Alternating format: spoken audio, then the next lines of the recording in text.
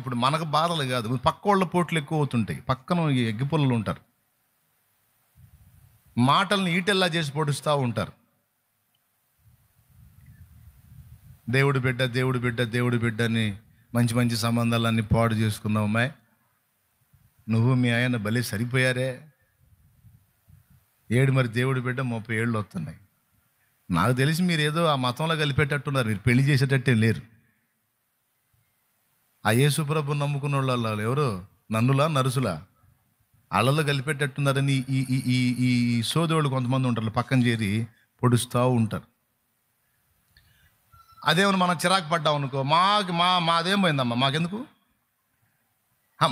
నీ బిడ్డ కాబట్టి ఏదో నీ గురించి మాకు కొంచెం బాధ ఉంది కాబట్టి చెబుతున్నా అంటారు. పొడిచినంత పొడిచి,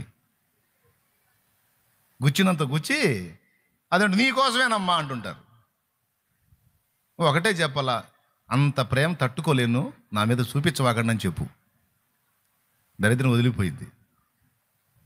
నా మీద అంత భారం, అంత బాధ్యత మీరు చూపించడం నాకు అస్సలు బాగలేదు, వదిలేసేయండి. నేను ఆయన వైపు చూస్తున్నా.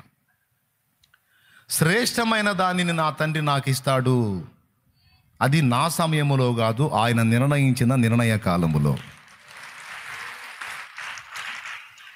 అది శరీరానికి కావలసిన విషయాలు, పిల్లలైనా, వారి వివాహాలైనా, ఉద్యోగాలైనా, పనులైనా, లైఫ్ టర్నింగ్ అయినా, జీవితంలో మనం ఆశించిన కార్యాల విషయంలో సఫలత అయినా, నీకు సిద్ధపరిచింది అయితే ఇంకొకళ్ళకి బాదు కదా. ఏమయ్యా, నీకు దేవుడు డిసైడ్ చేసినా ఇంకొకళ్ళకి బావుగా. నీకు నిర్ణయించిన ఆడ పెట్టే ఉంచాడు, నిర్ణయకాలం వచ్చినప్పుడు నీకు అన్నీ అందుతాయి, అంతే. ఇప్పుడు మనకు అది కావాలనుకుంటున్నాం, చూడండి అటు ఇప్పుడు కావాలంటే వచ్చిద్దా అయింది. స్తోత్రం. దానికి ఒక నిర్ణయకాలం ఉంటుంది, దాని వాళ్ళని సిద్ధపరచాలి మరి.